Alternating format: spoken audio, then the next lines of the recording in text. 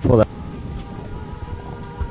Thank you for the that text, my sister. It's a very appropriate text, and that's the kind of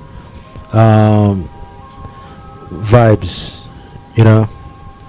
Okay, my brother. As you can see, that you know, we have you here for a very short period of time, and you know, and you know, brother, we have to show love to you because you know you come here into the lion's den. I love it. I love it. You love it, yeah, you know, and that's the spirit we're under. You know, we're coming out here, no plow business. You know, we need to ask you the appropriate question because we're very serious and we're a grassroots organization, ordinary people, and we're very serious in terms of uplifting our people in the community.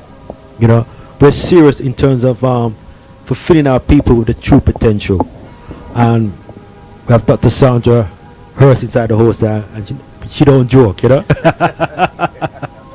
And we know that for a fact that if I slip up, she will have me pull up, you know. So Sandra, I got to tell you, you know, when we were little, I always fancied you. What kind of? I never thought I'd see you again. You were the girl of my dreams. Hey, Sandra, respond to that. I tell you, say you're not acting wolf. If I talk off the mic, eh? If I talk about it. Hey, Bridget, suppose it's my wife now, and you can say that no.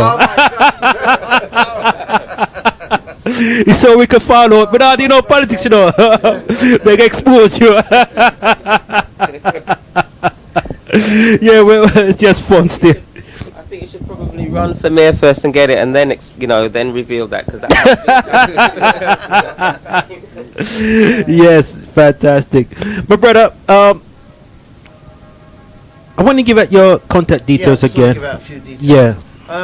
Now I'm in my office at Canary Wharf on a Friday only because you'll appreciate, all you listeners out there, that I'm out campaigning 33 London boroughs to cover, and you can reach me on a Friday afternoon after say 12 or 1 o'clock on 0207 863 7979. That's 0207 863 7979. And you can. I'm also on a mobile.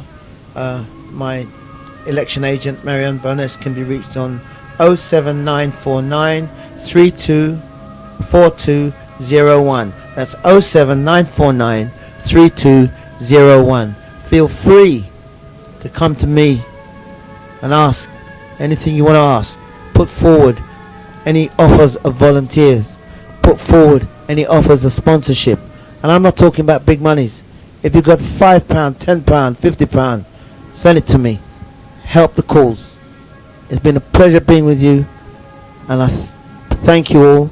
May God bless you all tonight, and thank you for listening to me. Give thanks, Brother Winston. And Brother Winston, you know, we feel your passion, we feel your spirit, we feel your energy, we feel your love, and you know, we feel you, my brother. You know, and we really have sure respect that you've come out your busy schedule to be among us, to share your journey and to share your passion, you know. And brother, I'm behind you, you know what I mean. All I want to do is be a brother, you see. Yeah, that's all it is, to be a brother, you know what I mean. And that's all it is. And you know, let's be quite clear, this is your home. You know, we definitely like to have you here again. We want to work with you, my brother. We definitely like to work with you. You see what I'm saying? And that's where we're about, you know. And one of the things you made it quite clear, that is supreme wisdom, that judge me, not what I'm saying, but what I'm doing. And to me, that's the key. Because I judge people what they're doing. Yes. You know? And what I get from you is that you're a voice of the community. If it's not you, it'll be someone else. Yes. And, you know, we can feel God behind you. You know, we can feel the Spirit of God. That's my strength. Yes. God is my strength. Yes, my brother. So I'd like to give thanks for you to be here. You know, give thanks. Also big up George, you know. And George, go up on the mic, man, and say something, you know what I mean? Because we need to big you up, George, because, you know. No, I don't need bigging up at all. but all the people that's listening, do something. The worst thing you can do is nothing. Nothing. Okay then, give thanks, you know what I mean? And brother George, it's nothing but love for you as my brother. I, mean, I definitely want to work with you closely, you know? Okay then. Mr. Mackenzie, I hope the next time I see you, I'll be calling you Mayor. Yeah. I see. God's will. Yeah, man. When you come back next time, you have to be me. You have to be me when you come here next time, and we walk down Tottenham West Green Road. Yeah. We'll need a bigger office than this environment. And party around, man. You know what I mean? Yeah, man. So give thanks and praise, my brother. Give And I thanks. just want to say, yeah, obviously, you know, all the best and with your endeavours. And I know, as I say, you're coming from a place of passion and sincerity, and I think that's really what counts, you know. And also give thanks, Sister Sandra. Also, Marianne, who's inside the house, and if it weren't for her showing you the ropes, you wouldn't be here right now. You wouldn't be here. Every successful man is a good woman. You know, and I know she's very proud of you, you know, and if you slip up, she's behind you. I know she will take something and chop in your neck back, you know what I mean? You know? So we know that. We know she you know, we have you covered on us, but we know, so if we elect you, my brother, right? If you do slip up, we have something for you, you know what I mean? We have a big stick for you. You know? So that's how we run our thing, bro. So don't be afraid, you know what I mean? You know, we have a big stick for you. So I mean, but brother, it's not about love, you know what I mean? It's not about love, and you know, we have to give thanks and praise. May God bless you, brother, and you know. I just like to say one thing. If you're out there listening and you've seen the light and you've got the message in your spirit, in your soul, in your heart, go out and do it. There's a message from God. Just do it. Just do it. Okay then. So we had calling brother Winston inside the house, who is running for the mayor of London. And right about now, we need someone like a lion running for the mayor, because right about now we have some tiptoeing pussycat about the players. And Winston's not one of them. He's a roaring lion. And he's going to make some noise, you know. And right about now, like I said, we don't hear much about him. And he's been on Ben TV and different TV station, radio. Even yesterday he was in the newspaper. In fact, in 2 newspapers, I understand. Yeah. Even standing. What's the other one he was in? Gin 2, yeah? Yeah, the Mail. The Mail, you know. So the man is continuously campaigning on the behalf of the wider community, and his focus is about the black community, you know. So we have a man who's out there, and we should be behind him, you know, be behind him and give him the support he need and push him, you know. And it make us feel proud that we have a black mayor, you know, representing London, you know, and that's where his focus is at, you know. So he's in the hot seat. Winston, this is your life, my brother. That's all I have to say to you, you know what I mean? This is your life, you know. And one thing we guarantee that find your voice in SLR, we're gonna be friends until death overtake us, you know. And you know, anytime you want any of us to help you, and we got a program to overcome any kind of social evil we can find our people in the community, just give me a telephone call. We'll be next train straight into your city, my brother, you know. So that's where we're at. That's the love we are dealing with, you know. So we need to big them up, you know, to the max. And very surely we have Dr. Sandra Hurst inside the house, who will be sharing some information with us. So give thanks. That's taking place.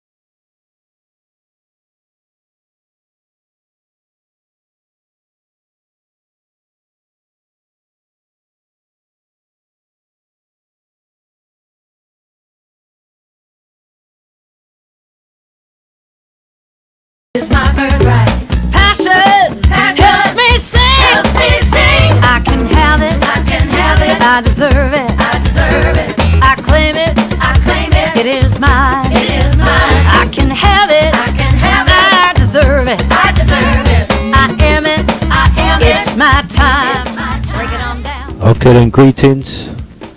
We had the great Winston McKenzie inside the house, who is running for the mayor of London. So he's gonna kick out those crazy ballads out of tone, you know, because Kenneth, his time is up, and everybody's got their date, you know. So his time is up, and Ken's gonna take over and inject energy, inject passion. And having him here, you know, is a man with passion, a man who's a mission, a man with a vision, you know, and a man is very focused, and that's the kind of fire we want. So that's the kind of brother we want to be our mayor of London. So it's good to have him up. Safe journey home, wherever you are now. With also brother George, and also Marianne, you know, safe journey. May God bless you. Also, before I forget, excuse me, before I forget, this Saturday, Eki Chef invites you out to a love showcase this Saturday, and that's the 12th of January at the Happy People's Restaurant, 160 Page Green Terrace, which is Seven Sisters, near South Tottenham Station, featuring all one love artist special. So, and there'll be an art exhibition taking place there as well. So that's taking place this Saturday. There'll be a showcase at the Happy People's Restaurant, 160 Page Green Terrace. So encourage people to come out. There'll be DJ Dirty Harry, Laser Love, and there's a dinner and license. Admission only £5. Right. So there'll be a showcase this Saturday at the Happy People's Restaurant. So please come and support. Only £5. And there'll be music, the exhibition there. So, and his MC is Bubble and Numu. Bubble is a very well-known DJ. So yes. So please come out this Saturday at the One Love was taking place at the Happy People's Restaurant, 160 Page Green Terrace. Everybody should know that what it is by now. It's just by South Tottenham Station. Okay then. So we have Dr. Sandra inside the house, and it's always good to see Dr. Sandra about the place. And first thing, Dr. Sandra, how you find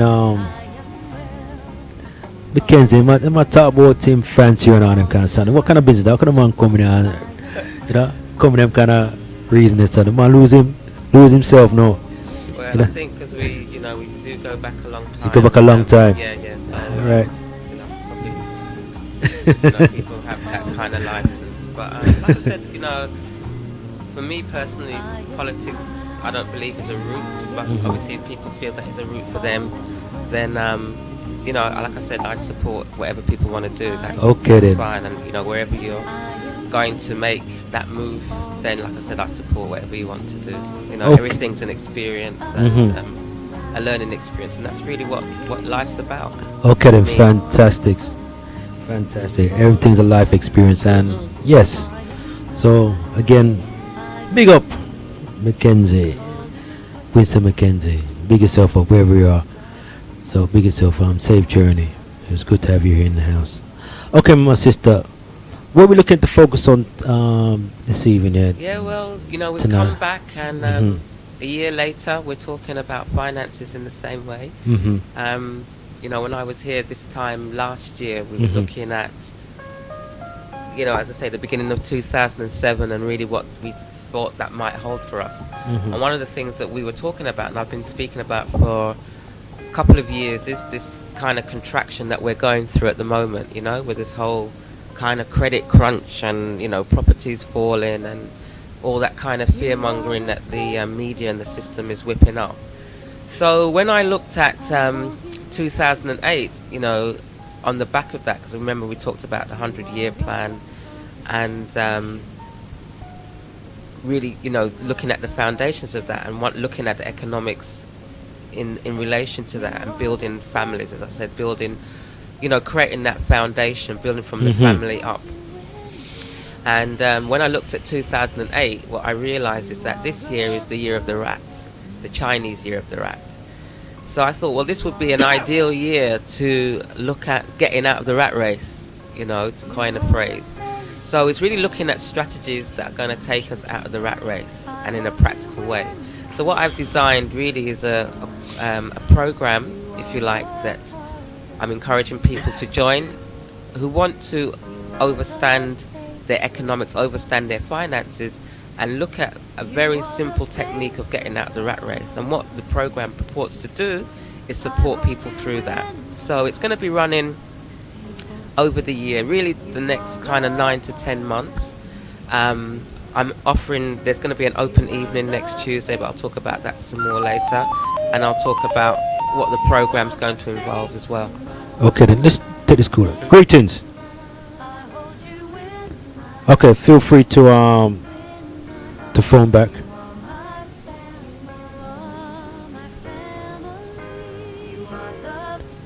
Yeah. Yes. So, like I said, it's an educational program, it's a personal development program as well. But like I said, it really focuses on the finances because, again, like I said, so many people are bombarded with this information at the moment and really got into a state of fear about their finances. And I know that it's very difficult to talk about finances. And what I looked at, there's lots of things out there in terms of courses. They look at, you know, how to invest in property or how to invest in the stock market, but there's very few, or there's not really, there's maybe one or two that deal with the personal finances and really how people can get to grips with that. So the aim of the course really, as I say, is to prepare people, to give people the strategy and to prepare the foundation for getting out the rat race. And like I said, that technique is quite simple, but not only that, it's going to give them the framework with which to then, you know, build their economic base, not only for themselves and their family, but for future generations as well. So it's quite a profound and powerful program because, as I said, when we've talked about finances and money in the past, you know, the fear that people have is largely irrational. It's based on emotion, it's based around guilt, it's based around the information that we get from the media, you know, the information that we get from our families. So, you know, unless we've got families that are really secure with finances and economics, if we're coming from that base where, you know, we've come from families that are entrepreneurial, that have created that base, it's quite difficult to try and, like you say, emulate that. So when we look at, you know, how that's done, when I talk about success, and really success leaves clues, as we know. So it's finding out, you know, what those successful clues are and implementing those successful clues. And as human beings, you see, we're creatures of habits and behaviors, and it's really our habits and behaviors that are responsible for the position that we're in now. So it's about replacing those habits that are not supporting us, are not functioning with us, are not bringing us forward, so that again we can get out of this mire, get off the wheel, this rat race wheel, so that we can have a chance and have an opportunity to really spend time with our families, spend time and nurture our children and our families, but also be able to analyze our situation. But I always like to start by giving a disclaimer, because I'm not a financial advisor, as people know, and for good reason, because if you're a financial advisor, you can only give people advice in relation to their net worth, So I want to expand people's idea about what their net worth is, or expand people's idea about finances. So I'm not going to talk to you, I'm not going to talk, talk to you about, how to find the best interest rate, or which bank compared with this, da, da, da, da, da. I mean, I can give you information about where to find that out, but what I'm giving you is the tools to look at ways that you can create a passive income, and that's going to be the key. So what is the rat race, and what is the strategy to get out of it? So the rat race is basically the situation that we've been educated into or schooled into, and we've taken cues from our parents largely as well. So, you know, like, again, my parents are typical of majority of people that I meet. And, you know, my parents came from the Caribbean in the 50s, worked extremely hard, you know, but died really poor. You know, well, they had a few assets, but, you know, they lived their life really in this kind of struggle, almost paycheck to paycheck, you know. Yes, we had partners, and yes, you know, people went on holiday and stuff like that. But there was always this feeling that there wasn't enough, you know, that you had to work harder in order to get more, you know. So when you look at that, and when I obviously look at the history of our people, and I know that we've been some of the hardest working, our ancestors have been some of the hardest working people on the planet, what that says to me that hard work doesn't pay. Well, it certainly doesn't pay us, it pays somebody else. So we have to start working smarter and not harder. And like I said, the rat race is designed to keep us occupied, you know, to keep us not thinking about our situation. So you go to work for 8 hours and on somebody else's business, you're spending time commuting there and back. So you've just got, you know, you come home, you know, you're paying mortgage or rent for this property that you're not in most of the time. You then, you know, have to sleep for 8 hours, and then you've got to do all your other domestic chores. Then you have to raise children as well. You know, this doesn't leave any time to actually think about your condition or think about your situation. So my thing is that is a model that doesn't work, or it's certainly not fulfilling. You know, we've adopted the kind of Caucasian Christian view of, you know, this kind of work ethic. You have to work hard, you have to work hard. And I'm not saying that you don't have to work hard, but work hard at things that you actually love. Work hard at things that you actually enjoy, yeah? But don't work hard for money. So it's really finding, again, tools and techniques and strategies to get the money that we have to work harder for us. So it's not about the amount of money that you have, it's the tools and techniques that you use or that you employ to get that money to work harder for you. And that deals with one of the things that you'll learn on the course about the 4 laws of money and the investment law. So what is the strategy to get out of the rat race? And it's very simple. The strategy is know what your expenses are. Yes? So you go through an exercise and you work out what your expenses are. So if your expenses are £1,000 a month, yeah, and I can guarantee I can ask 10 people on the street what their monthly expenses are, and they say, oh, I think it's this, I think, you know, nobody knows, you know, very few people can tell you exactly. So this is where we start thinking smarter. So once you do that exercise and you know what your monthly expenses are, the next thing is to find passive income, yes, or vehicles that create passive income that's greater than your monthly expenses. And you're out the rat race. It's as simple as that. So we don't have to be buying lottery tickets. Yeah, I mean, you can buy lottery tickets if you want. It's up to you. But, you know, even if you win millions on the lottery, you're not out of the rat race. You know, that's the big fallacy as well. People think, well, you know, if I just do the lottery, or if my pools came up, you know, my premium bonds, then I'll be out of the lottery. No, what the statistics show is that people who are big lottery winners, within 4 years, they're actually back at the same place or worse off than they were before. Because they haven't got strategy in place. They're just spending. They're not getting the money to work harder for them. Their mindset hasn't changed. They might have had a big set of money coming in, but with the same mindset, they'll blow it. Yeah? Because if your mindset says, you know, I don't deserve this, or money is evil, or, you know, if you have these kind of negative connotations about money, and this conflict about money, because, you know, on the one side we could say, yes, I want more money, you know, I want to be rich, or da-da-da-da-da. But if you've got an internal mechanism that says, well, money's actually bad, or people that have money are bad, there's this conflict. So if you get a lot of money in, that internal conflict is going to say, get rid of it, because you don't want to be seen as bad. Yeah? I've heard it been said that if you have money issues, you'll have relationship issues. You have problem with relationship. If you got problem with relationship, you know, you have money issues. I'm a bit confused. I don't know. I've heard people say that people who's written books and, you know, who, you know, leading experts in this particular area, and I'm a bit confused. I wonder if you can just. I'm a bit confused. I wonder if you can just shed some light on that. Well, confusion is a good place to be, because if you're confused, you're starting to ask questions. You're Right. starting to know that there's an issue there that needs to be solved. The whole relationship and money is a very good issue, and I like to deal with that as well. I mean, that's a whole separate talk for me. But just to pinpoint that, you see, money gets blamed for a lot of things, but money, you know, is not the cause of the problems. I would say that, you know, money doesn't do anything without someone doing something to it. Yeah, so if this room was filled with money, unless you took it out and did something with it, it wouldn't do anything.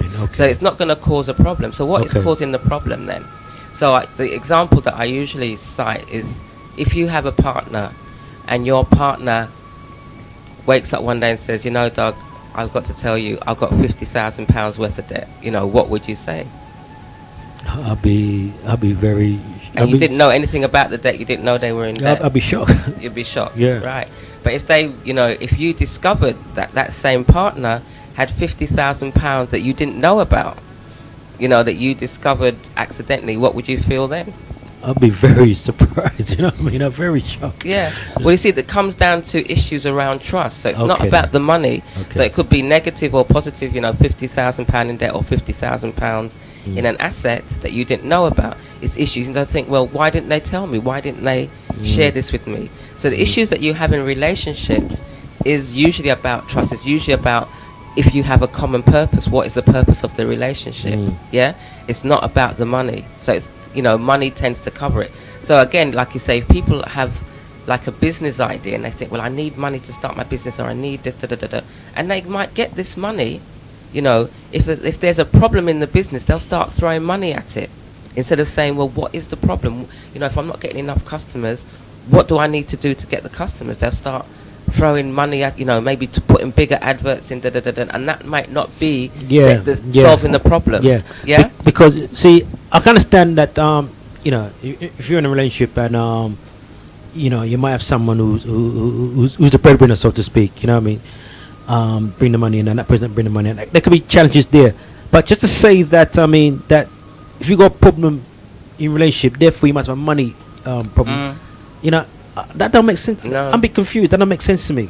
I'm just you know, confused people will- because people have said that. Yeah, people say And I'm it and they thinking- use that as an issue. I'm not saying that, like I said, you might have different different relationships with money, in terms that you've got different perspective on money. You know, like I said, my own parents had very different ideas about money. You know, my dad is very much, you know, earn the money, everything was paid cash, where my mother was saying, well, no, we can trust this, we can get this, So they had very different ideas, you know, about money, but they probably didn't sort out the basis of their relationship before they got involved. Because when it comes down to real, like you said, it's about, well, trust plays a very important part in that. Yeah, of okay course, then. yeah. So if you have a relationship, you have to develop an idea of what the purpose is, or a concrete purpose for your relationship. And then when you build on that, then you know that, you know, whatever money comes in, you know, you've already made a decision about how that's going to be divided up, or who has what. You know, you still have to have control of your own funds. Yeah? Okay then. Just to be quite clear, if you're anybody at talk about, if you have relationship problems, if you have money problems, right? It's pure rubbish and foolishness at talk about. What you have is about trust, right? And this is come from Sister Doctor. Well, not a clear purpose. Not a clear purpose, you know.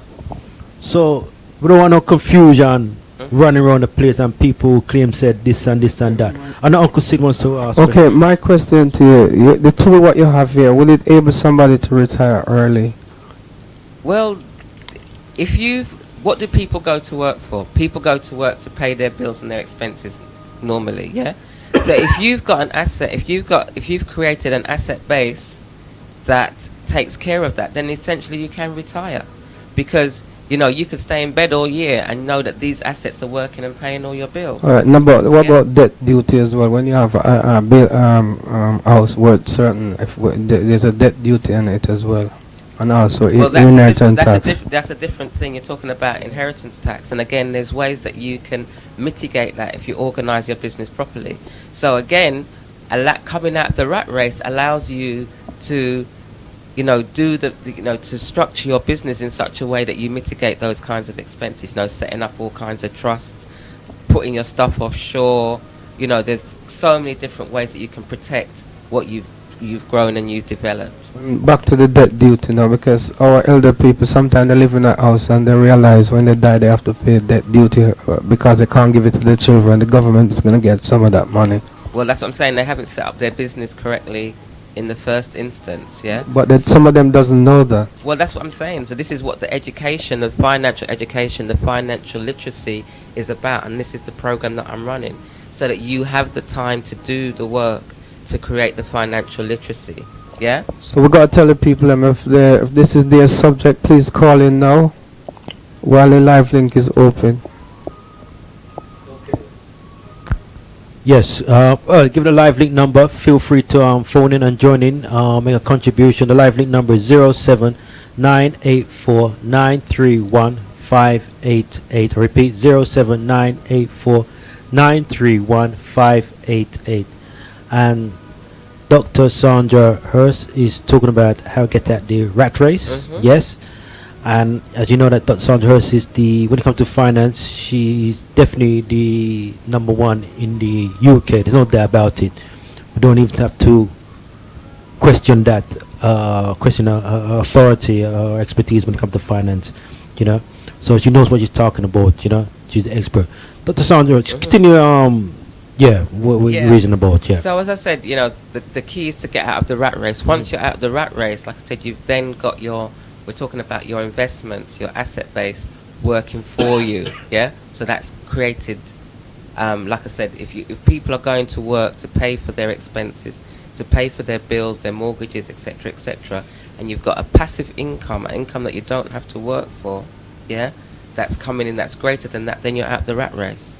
Then, like I said, effectively you can retire, So that is the key thing, is to find out what that figure is. Because then when you create your goals, rather than saying, I want 10 million or 10,000, you probably only need about 1,000 or 2,000 pounds in passive income. But then it's about developing your creativity about how you're going to get that asset base. And that's, again, what the program is about.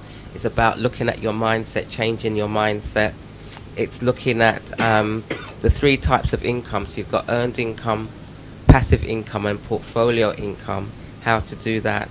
We're looking at the techniques that you need in terms of selling, in terms of negotiation, yeah? Those are key skills that you need when you're running your own business. And what I'm saying is that basically your life is your business. Your life is not separate from your business. So it's finding things that you love to do that doesn't feel like work. Anything that you do, I often hear musicians say, they could be in the studio all day or playing their instruments all day. And they say this doesn't feel like work. And when they go on stage and they're getting paid, thousands for, playing their instruments, they're thinking, well, I can't believe that I'm getting paid to do this because I love this so much. And that's the space that we need to be in. So it's finding out what your strengths are, working to your strengths, as Dougie said before, developing a team around you that's going to, like I say, work on your strengths and outsource your weaknesses, But you need a strong team around that. And these are the kinds of things that we'll be covering on the course. So what I really want people to do is start asking questions. And if you are not in the place where you want to be now, today, financially, what has stopped you? What has stopped you being in, getting to where you want to be? And once you answer that, then the convex of that, the upside of that is that you can find the strategies to get you to where you want to do. But like I said, it comes down to habit. So what we do habitually, every day tells us about who we are and what we do. So again, it's looking at, like I say, successful people who already have done it, and mimicking them, basically emulating them, and then we'll find. So it's not a difficult thing to do, but it's making a commitment to do that. And like I said, I'll support you throughout that. So the program is designed, like I said, to run over a period of I would say 9 to 10 months. Yeah, we're going to have blocks off. So, but during the year, we'll only be meeting 4 times for the year. So it's not a great stress on your time. So people are not going to be meeting every week or every month. This is just like 4 times a year. But obviously during the times that you meet, then there's things that you'll do. So each meeting is called a review meeting. We'll look at what you've done, and then you'll be set tasks to do over that period. But again, obviously there's going to be telephone support during that time as well, so people can obviously ring me or other people that are running the program to give you support and guidance through it. You can also come with your partner, work with your partner, or work with somebody else that you bring on the course, because obviously they'll support you, and it's somebody that you can bounce off. So again, you won't be isolated in doing that. But again, you might not be out of the rat race in a year. I'm not suggesting that you'll be out of the rat race in 9 months. It might take you a year, it might take you 5 years, but you'll have a plan. So what you'll create basically is a financial action plan, yeah, that will take you out. So, but the key thing, as I say, is finding what that figure is, and then look at. But you'll be surprised. You could, come out in 6 months. You could find a great deal that will take you out in 6 months. Yeah. So, but it's very important that we take this step. So, like I said, we're creating the foundation, and we're putting in the fundamentals that will take you out. Mm-hmm. I just want to interject there, because what I'm getting from you is that it's about using your creativity. It's about using your creativity, and also you have to be quite clear what figure you want to come at the rat race, so to speak. Yeah. So if you can identify that, then use your creativity. Then you're on the path of coming to the rat race. Yeah. And creativity isn't something that is just assigned to people that are artists or musicians. Creativity is something that is really right brain thinking, yeah? Because when you're talking about planning and talking about planning ahead, because it's something that is in the future that we haven't got a